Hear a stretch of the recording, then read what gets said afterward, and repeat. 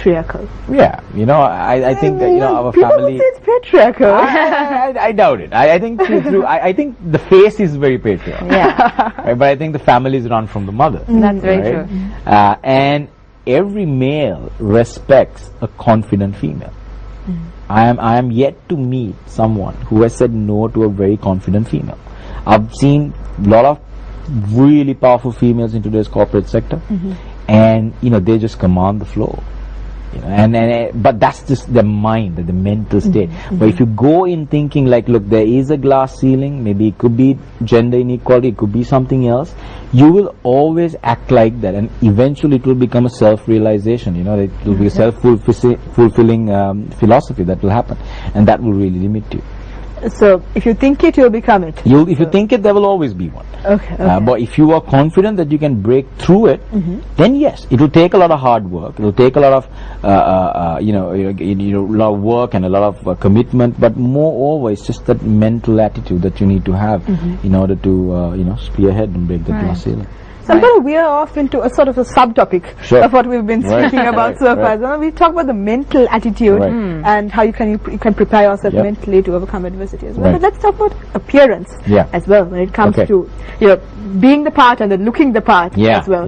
How important do you think that is when it comes to the entire package? I think it's very important. Very important. I think it's very important. Can you give us a percentage how important it is? I'm really interested in this right now. I would say probably 60 to 70%. What? Yeah. Because look, I'll tell you. Amaya, let's do the color coordination from today. Let's continue doing it. The principle is this, right? No one wants to hire an unsuccessful person. But how do you judge a person whether he's very or she's simple. unsuccessful? There are two areas, right? One is your appearance and one is your knowledge. Okay. You can have the knowledge, but if you don't look the part, you'll still look unsuccessful. If you look the part and if you don't have the knowledge, you'll still look unsuccessful. I mean, how do we judge people? We don't judge people by their knowledge, right? We judge people first by their appearance. That's true. Because that's the first thing that counts. So you got to look successful. And what does this mean? It means taking care of yourself. It means investing in your clothes. It means, especially if you're in the corporate sector, there are additional, for example, if you're in the social welfare sector, then this doesn't count. But if you're in the corporate sector, you got to look, smell, feel like $1 million. Wow. Right? And what happens? Go for all the senses. Yeah, Go for all the senses. $1 million. And then, people will, then they start accepting. Yeah. And that's a very simple, you don't want to hire an unsuccessful person. Who wants to associate an unsuccessful person? That's true, that's true. Well, Steve Jobs wore rubber slippers to work. Yeah, and no, that's important. That's an argument that I kind of get a lot when I actually tell this point. But what we don't realize is that that was a different, or like a predominantly different era, right? Steve Jobs' era was different. Right, that was just coming out of the hippie culture, and so on and so forth. There was, but today it's different. We've migrated so much from that era, and you could be the most successful person in the whole world. If you be highly talented with the IQ of 160, you cannot walk in with rubber slippers and jeans today, right? And because I'll tell you why. Because there are enough and more talented people out there, right, who will look the part. So Steve Jobs, yes, in that generation, you didn't have, I don't think you had as many talented people as you have now. Today the pool is so vast that you got to be able to cater to each base, and you got to cover all of your bases. Wow. Definitely. And then you don't really have to deal with the stigma as well. Yeah, when it comes with, if you just look the part, you tick all the boxes. That's right. Then you're what I always say is, if you want to look different, do it after you become successful. That's fine. Go for it. Go for it then. But till then, if you're, and I'm focusing purely on like a corporate vertical, right? But if you are an entrepreneur, you want to do something different, that's fine. But if you are one of those many people who have to now survive in a corporate environment, then you got to look the part.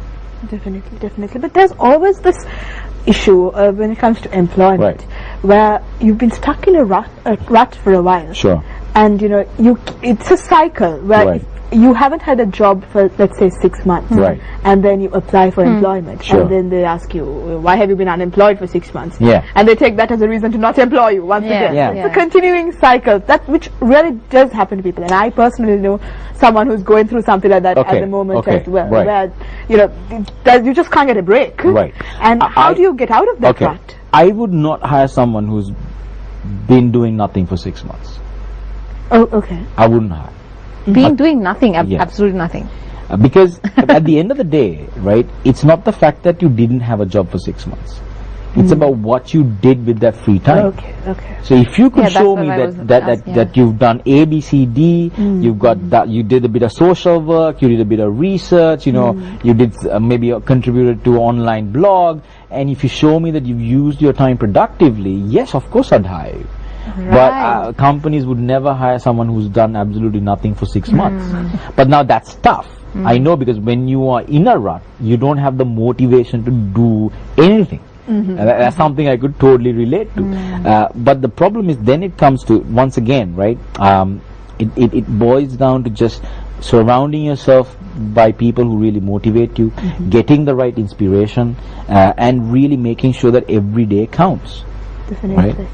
Alright, so we hope that you make this day count and the days of the rest of the year as well count, because I mean, listening to you, Dhananjay, it's really inspirational. It isn't, I mean, it's a very cliche word, we keep saying inspirational, but it really is. I feel motivated now, and I feel happy with where I am. And challenged as well. At the same time. To be a little bit more practical than you are, in my case. Alright, so thank you so much for being with us, and I'm sure that all our viewers will really gain something special from today's program. And I'm sure you'll be back. Thank you very much. And I've had an amazing time with both of you.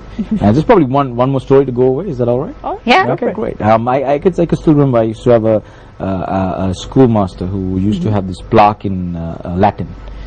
Said per ardua ad astra, which means through difficulty to the stars. Wow. So per ardua ad astra. That's right. I said that correctly. Reach out to the stars today. Do not give up on your dreams. All of our viewers as well. We hope that you've been really motivated by this program, and you really take something back and apply it to your lives just a little bit, and maybe you'll see a big change in your lives as well. So that's it from Anu and I. Anu, I think it's time for us to sign off, so we'll be seeing you again tomorrow as well on another great episode of Good Morning Sri Lanka. Till then, take care and have a great day.